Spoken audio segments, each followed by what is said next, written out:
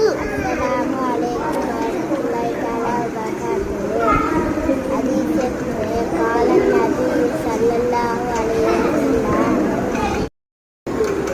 ana minallah wal aslatu minasyaitan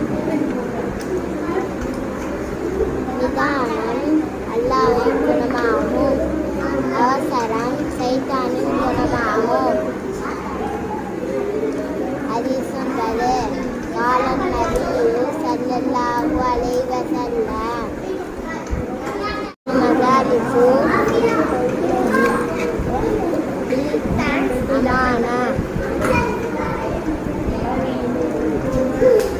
சபையில் பேசப்படும் விஷயங்கள்